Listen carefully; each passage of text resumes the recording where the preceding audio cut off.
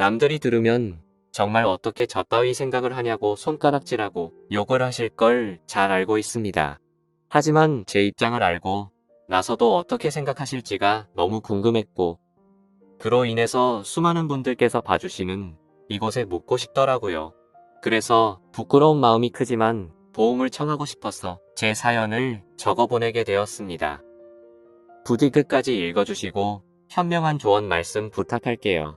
우선 제 소개를 간단하게 말씀드리면 저는 20대 후반의 유부녀입니다. 그리고 지금은 한 지붕 아래에서 저와 남편 그리고 도련님과 함께 지내고 있죠. 처음부터 도련님이 함께 같이 살았던 건 아니었는데 도련님이 대학교에 가기 위해서 저희 집에 지내게 되면서 결국 사건이 터지고 말았습니다. 왜냐하면 제가 도련님을 사랑하게 되어버렸기 때문이죠. 남편과는 제가 20살이 되었을 때 만남을 가지게 되었습니다. 어릴 때 철없이 만나서 이렇게 사랑이 변했다고 생각할 수도 있겠지만 제 인생에 있어서 모든 걸 다 줘도 전혀 아깝지 않은 그런 완벽한 남자였습니다. 그리고 남편도 결혼을 하기 전에는 세상 그 누구보다 저를 아껴주고 사랑해줬던 남자였죠. 저희가 처음 만나게 된 건 다름 아닌 제가 다니던 대학교에서 만나게 되었습니다. 그때까지만 해도 정말 세상 물정도 몰랐고 학창시절에는 오로지 제가 바라던 이 학교를 오기 위해 공부에만 전념하면서 살았습니다. 그래서 남들이 다 해보는 연애도 한번 제대로 해본 적도 없었고 연애는 까짓거 대학교 가서 실컷 해보면 되지라는 생각이 컸었죠. 하지만 막상 대학교에 입학하고 나서 수많은 남자들을 마주하게 되면서 제 성격을 잘 알게 됐습니다. 나름대로 많은 사람들이 제게 고백을 해줬지만 도저히 용기를 내서 사귀고 싶은 사람이 없더군요. 그러다 신입생 환영회를 하는 자리에서 제 남편을 만나게 되었습니다. 남편은 그때 당시에 학교에 다니고 있던 재학생은 아니었고 작년에 졸업을 하고 회사에 취직해서 대학교 후배들을 만나러 왔던 사람이었죠. 그러자 제 옆에서 술을 마시던 선배들이 수군대기 시작하더라고요. 제 남편이 작년에 여기 학과 대표였다면서 공부를 진짜 잘했다고 말했습니다. 그리고 졸업을 하자마자 대기업에서 데려가려고 줄을 설 정도로 능력이 출중한 선배라고 하더군요. 그래서 저는 그런가 보다 생각을 하고 넘겼고 그때는 솔직히 큰 관심이 없었습니다. 왜냐하면 어린 나이였던 저는 능력이 좋은 남자보다는 얼굴이 잘생긴 남자에게 더 관심이 많았기 때문이죠. 그렇게 그냥 별 생각 없이 저는 술을 한 잔씩 마시고 있을 때였습니다. 갑자기 제 옆으로 대뜸하더니 자신을 소개하면서 악수를 건네더라고요. 자신은 작년에 졸업을 했고 대기업 어느 곳에 다니고 있는데 반갑다면서 웃더군요. 그런 이야기들은 이미 듣기도 했고 제게는 이 남자가 별로 관심이 없었지만 웃으면서 네 선배님 반가워요라고 대답을 했죠. 그렇게 간단하게 인사만 하고 그 자리를 떠날 줄 알았는데 그날 술자리가 끝날 때까지 지겹도록 제 옆에서 이야기를 하는데 그때는 왜 이러는 거지 싶었습니다. 그렇다고 처음에 생각했던 마음처럼 계속해서 관심이 없지도 않았습니다. 이야기를 한참 나누다 보니 정말 똑똑하고 젠틀한데 매력까지 넘쳤던 이 남자에게 약간은 호기심이 들었기 때문이죠. 그리고 주변에 있던 여자 선배들은 인기 많던 선배님이 이러는 모습은 처음 본다면서 말을 하는데 그 말을 듣고 나니까 괜히 저도 모르게 우쭐해지는 기분까지 들더라고요. 한참 뒤 술자리는 끝이 났고 저는 집으로 가려고 택시를 기다리고 있었습니다. 그때 뒤에서 선배는 제 앞에 차를 대더니 집까지 데려다 준다고 했죠. 그러면서 자신은 차를 갖고 와서 술 안 마셨으니 걱정 안 해도 된다고 얼른 타라고 말했습니다.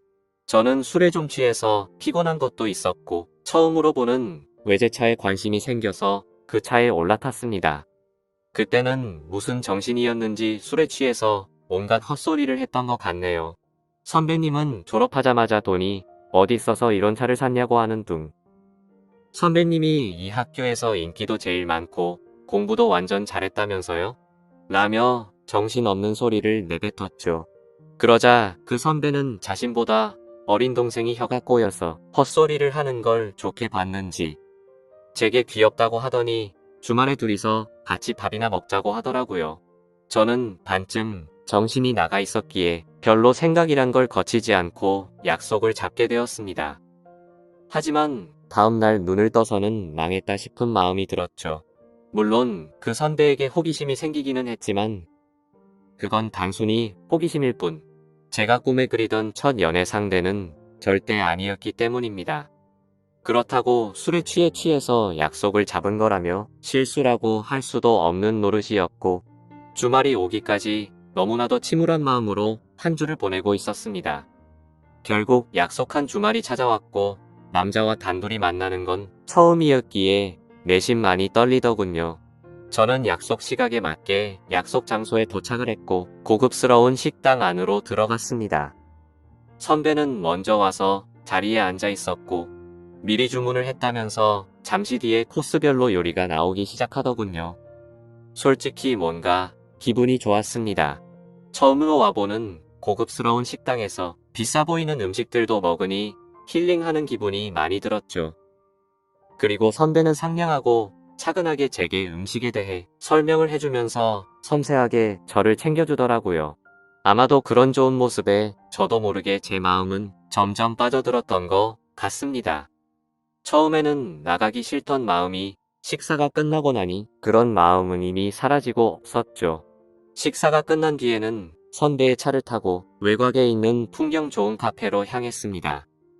오랜 시간 동안 차분히 대화를 나누게 되었고 선배가 어떤 사람인지 조금 더 알 수가 있겠더라고요. 남들이 생각하듯이 태어날 때부터 천재였던 사람은 아니었고 어려운 가정 형편 때문에 집안을 살리기 위해서 정말 열심히 공부를 했다고 했습니다. 그런 진지한 얘기들을 하면서도 재치 있게 웃음을 줘서 즐거웠습니다. 결국에는 좋은 회사에 취직하면서 파격적인 제안으로 차도 받게 되었고 남 부럽지 않은 연봉을 받게 되었다고 하더라고요. 그러면서 자신은 저를 처음 보는 순간부터 숨이 멎을 만큼 반하게 됐고 진지하게 만나볼 생각이 없냐고 했습니다. 솔직히 그때는 많은 호감이 생기기는 했지만 그 선배와 연애를 하고 싶은 마음은 없었죠. 저는 정말 죄송하다고 거절을 했고 그 선배는 자신이 너무 성급했던 것 같아서 미안하다고 하더라고요. 그러면 우선 부담 없이 한 번씩 같이 만나서 밥이나 먹고 친하게 지내보자길래 어쩔 수 없이 그러자고 대답하게 되었습니다. 그날 이후로 선배를 가끔씩 만나며 지냈습니다. 아주 좋지도 않았고 그렇다고 관심이 없지도 않은 그런 마음이었죠. 그러다 어느 날 학교에 행사가 있어서 선배는 또다시 학교로 찾아오게 되었고 그 선배의 진가를 알게 되어버렸습니다. 처음 봤던 날은 술에 취해서 잘 몰랐는데 정말 유명한 연예인이라도 왔다는 듯. 여자 선배들은 평소 알던 모습을 숨긴 채로 엄청나게 애교를 부리더군요. 분명 그렇게까지 관심이 없었는데 그런 모습을 보고 있으니 저도 모르게 질투라는 감정이 생겨났습니다. 저는 어디서 그런 용기가 났는지 대뜸 선배에게 친한 척 다가가서 인사를 했더니 선배는 활짝 웃으면서 잘 지냈냐면서 제 머리를 쓰다듬더라고요. 그 순간 주변에 있던 모든 사람은 일시정지가 되어버렸고 저는 가슴이 뛰기 시작했습니다.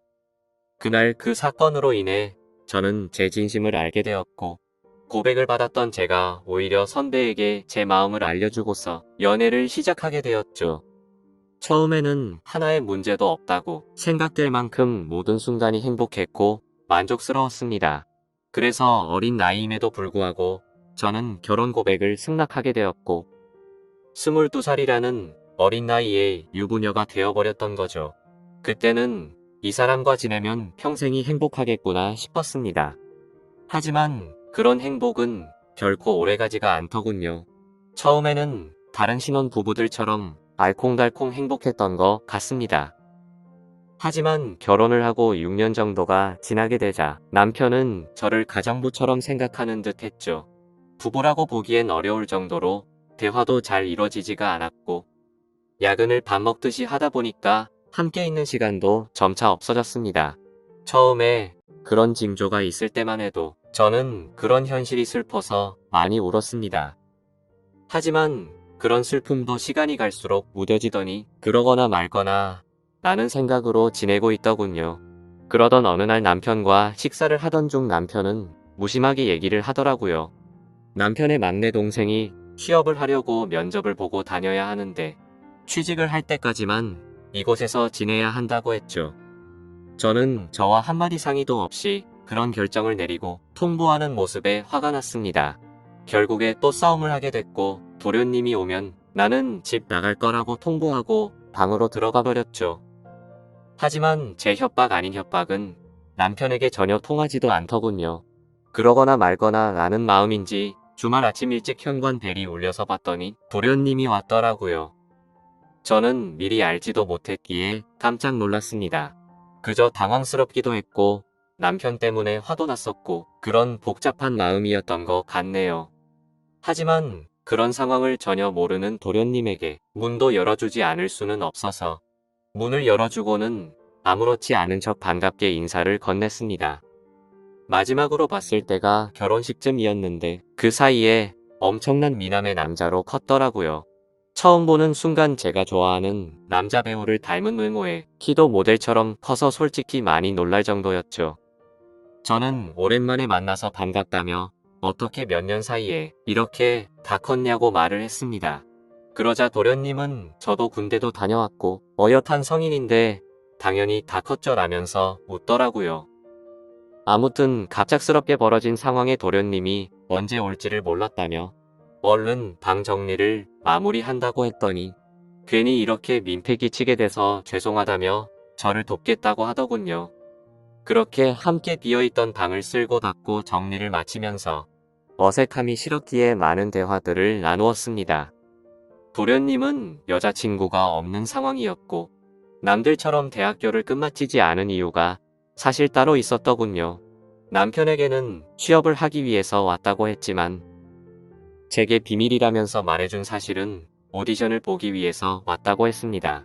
누가 봐도 후광이 비칠 정도의 외모에 왜 여예인을 하지 않나 생각했는데 아니나 다를까 배우 쪽으로 진로를 정했다는 걸 알게 되었던 거죠. 그 말을 듣자마자 저는 열심히 응원한다며 저도 모르게 박수가 절로 나오더라고요. 무슨 팬이 연예인을 응원하듯이 행동한 게 창피해서 머쓱해 하고 있는데 그 모습을 보더니 도련님은 웃겨서 쓰러지려고 하더군요.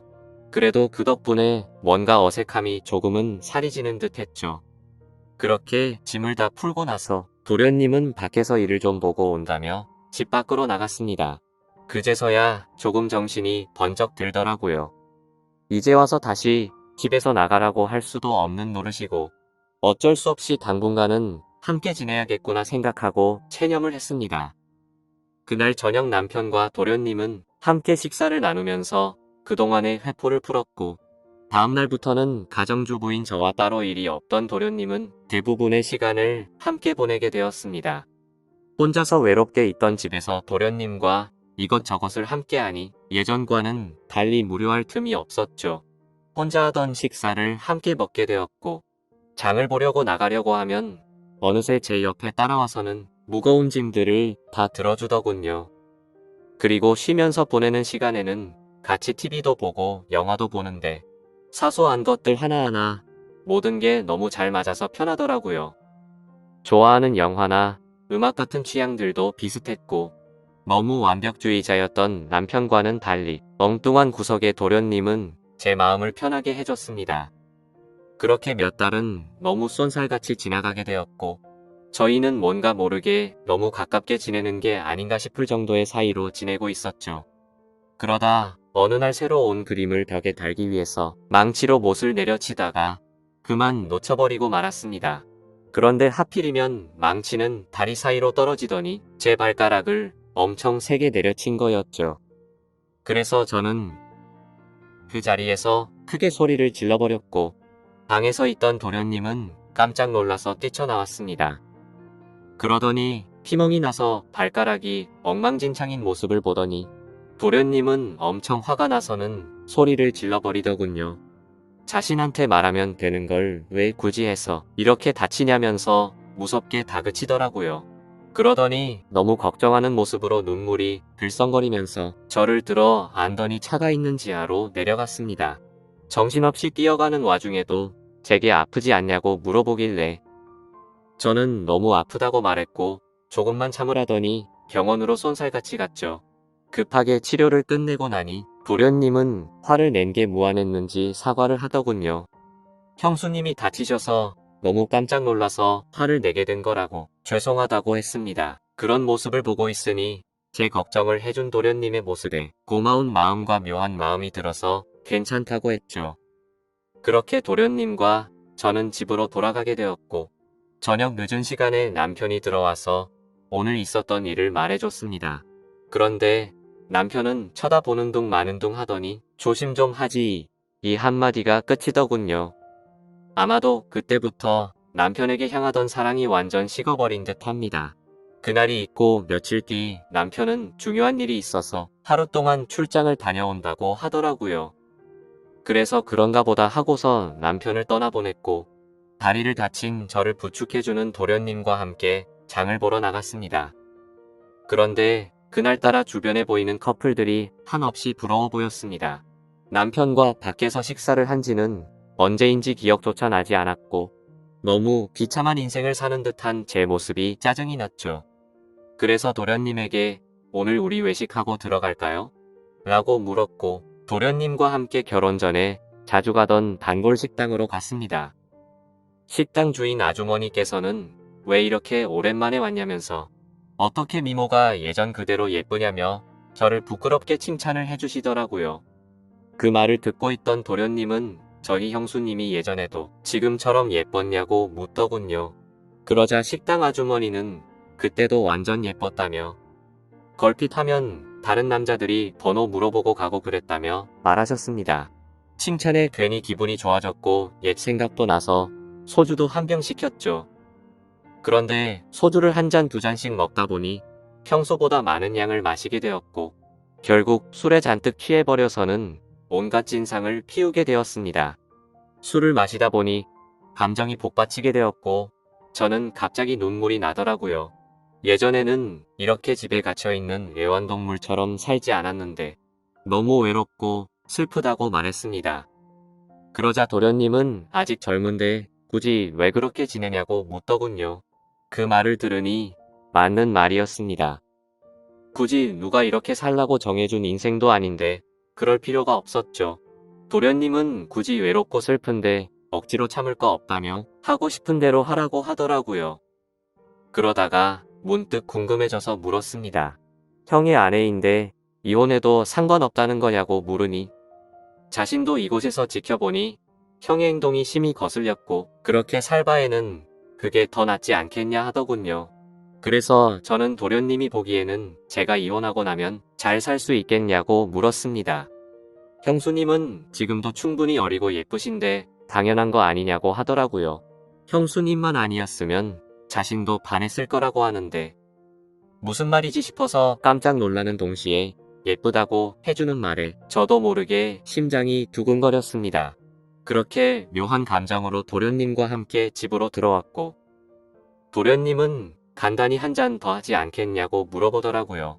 평소 같았으면 술에 많이 취해서 그냥 잤을 텐데 그날은 저도 모르게 조금 더 마시고 싶었습니다. 결국 술을 조금 더 마시다가 도련님이 말하더군요. 형한테 죄 지은 것도 없는데 형수님이 이렇게 지내는 거 마음이 아프답니다. 만약 결심만 선다면 자신이 최선을 다해서 도울 테니 친한 동생이라고 편하게 생각하고 말하라고요. 그 말을 듣는데 너무 취해서 정신이 나가버린 건지 저를 위해서 그런 말을 해주던 모습이 너무 사랑스러워서 도련님의 볼에 입을 맞추고 말았습니다.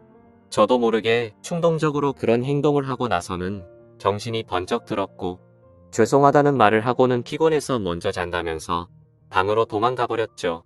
그렇게 실수를 저지르고 나서 아침 일찍 남편은 다음날 집으로 돌아왔고 저는 남편에게 엄마가 아프셔서 집에 좀 다녀온다고 말하고는 도련님이 일어나기도 전에 집에서 나갔습니다. 정말 오랜만에 오게 된 집은 정말 제 마음을 위로해줬죠. 그리고 그동안 있었던 일들을 생각하면서 제 머릿속은 너무 확연하게 정리가 되더라고요. 전날 있었던 그 실수도 갑작스러운 실수인지 아닌지도 많은 생각을 해봤습니다. 하지만 정말 슬프게도 단순한 실수는 아니었습니다. 얼마 전부터 도련님과 함께 있으면 시간 가는 줄 모르게 행복하다는 생각을 많이 했었고 생각만 해도 가슴이 두근거리고 보고 싶다는 생각이 가득해지더군요. 하지만 이건 도저히 말도 안 되는 사랑이란 생각에 마음이 너무 심란해졌습니다. 그냥 이런 생각을 갖고 있는 게 답답하기도 했고, 오랜만에 단짝 친구를 보고 싶어서 연락을 하고 무작정 나갔습니다. 오랜만에 만난 친구와 또다시 술잔을 기울이게 되었고, 그 친구와는 정말 있는 말 없는 말 다 할 정도로 평생지기 친구였기에 술에 취해서는 제가 겪고 있는 고민에 대해서 모든 걸 물어봤습니다. 친구는 제가 외롭고 슬프다고 생각이 든다면 남편과 이혼을 하는 건 정말 훌륭한 선택 같다고 생각한다더군요. 하지만 도련님에 대해 느끼는 그 감정이 평생 동안 갈 수 있을 것 같냐고 했고, 아무리 둘이서 사랑해서 만난다고 치더라도 주변 사람들의 시선은 감당할 수 있냐고 묻더라고요. 그 말을 듣고 저도 제어가 안 되는 제 마음이 너무 미웠습니다. 그런데 그때 때마침 도련님에게서 장문의 메시지가 왔습니다. 형수, 어제 그 마음이 진심인지 아닌지는 잘 모르겠지만 사실 나도 예전부터 형수를 보면 많이 설레게 되었어요. 그렇다고 이런 잘못된 사랑을 키워나가는 건 절대 아니라고 생각했기에 참았어요. 그런데 어제 힘들어하던 그런 속마음을 알고서 용기를 내고 싶고, 형수의 행동에 저도 이제는 제 마음을 숨기고 싶지 않아요. 다른 사람의 시선도 중요하지만 우리 둘만 행복할 수 있다면 그걸로 만족해요. 그리고 굳이 우리가 이곳에서 지낼 필요도 없고 해외에서 새로운 시작을 하면 되니까 신중하게 생각해 주세요. 이렇게 메시지가 왔는데 그걸 보자마자 제 마음은 더욱더 심란해졌습니다. 그날부터 잠깐도 쉴 새 없이 어떻게 해야 하지? 라는 생각으로 며칠이 흘러가 버렸죠. 하지만 아무리 큰 사랑일지라도 이렇게 드라마에서나 나올 법한 사랑을 하기에는 저는 겁이 많았습니다. 결국 도련님의 고백을 거절해야겠다고 마음을 먹은 채로 제가 살고 있던 집으로 돌아가는 길이었습니다. 그런데 도련님과의 만날지 말지의 생각을 해본 것만으로도 바람을 핀 것처럼 남편에게 미안한 마음이 들었죠. 그래서 오랜만에 남편과 외식을 하고 싶은 마음에 깜짝 놀래켜주려고 남편의 회사로 찾아갔습니다. 남편 회사 근처에 위치한 커피숍에서 커피를 시키고서는 남편에게 연락해서 이곳으로 오라고 하려고 전화를 하려던 순간이었습니다. 그런데 제 눈앞에는 충격적인 광경이 펼쳐지고 말았죠. 신호음이 가는 중에 남편이 저 멀리서 보였는데 어떤 미모의 어린 여자와 입맞춤을 하고는 회사로 들어가더군요. 내가 지금 본 게 도대체 뭐지 싶었고 너무 충격적이었습니다. 솔직히 남편에 대한 미련은 전혀 없는 줄 알았는데 막상 바람을 피우는 그 모습을 보니 배신감에 피가 거꾸로 솟는 기분이더군요. 순간적으로 저는 그 길로 남편이 아니라 곧장 그 여자의 뒤를 따라갔습니다. 그렇게 택시를 따라간 그 길은 제게 너무나도 익숙한 길이었죠. 그렇게 도착한 목적지는 다름 아닌 바로 제가 다니던 대학교였습니다. 저는 택시에 내리자마자 소리를 쳐서 그 여자를 불러 세웠습니다. 그러자 여대생은 당황해하면서 저를 쳐다보더라고요. 그래서 저는 다가가서 말했습니다. 나 태호 씨 부인 되는 사람인데 태호 씨가 누군지 아시죠? 라고 했습니다. 그 말을 듣자마자 그녀는 엄청 당황해 하더군요. 태호 선배요? 태호 선배가 부인이 있다는 건 전혀 몰랐는데 라며 말끝을 흐리더라고요. 그래서 저는 대충 상황 파악이 되었고 시간을 좀 내달라고 하고는 그동안 있었던 일에 대해서 이야기를 듣게 되었습니다. 제 남편과 처음 만나게 된 건 올해 초에 특별 초청 강사로 남편이 왔던 거였고 그때부터 만나오게 된 거였으니까 6개월가량을 몰래 만나오고 있었더군요. 그리고 며칠 전 출장을 갔다 온 것도 이 여자와 여행을 다녀왔던 거였답니다. 이 여자에게는 처음부터 총각인 척 행세를 했다더라고요. 어린 동생 같은 여자가 너무 큰 충격을 받아서 울고 있는데 안쓰럽기까지 하더라고요. 그래서 말했습니다. 나도 이 학교 나와서 언니 같아서 해주는 말인데 그 남자 정말 변하기 시작하면 끝도 없는 놈이라고 했죠. 나는 오늘부로 이놈이랑 당장 끝낼 거라서 상관없는데 앞으로 어떻게 할지는 잘 결정하라고 말하고는 집으로 돌아와 버렸습니다. 저는 그렇게 집으로 모든 짐을 싸서 나가려고 가고 있는데 남편이란 놈에게서 한참 동안 전화가 오더니 계속 받지 않으니 그 여자애와 통화를 하는 건지 전화가 그만 오더군요. 현관문을 열고 들어서자 도련님이 아무렇지 않다는 듯이 해맑은 미소로 웃으면서 반기는데 참아왔던 눈물이 왈칵 쏟아졌죠. 도련님은 너무 당황해하면서 저를 끌어안아줬고 한참 울고 나서 모든 사실을 이야기해줬습니다. 그러자 제게 말하더라고요. 차라리 잘된 거라고 생각하랍니다. 자신도 그런 더러운 짓을 한 친형을 앞으로 마주 보는 것조차 싫다면서요.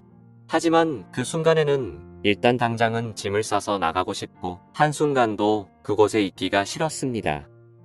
그래서 이 이야기는 나중에 하자고 말했고 도련님은 제 짐을 들고 저희 본가까지 저를 바래다 줬죠.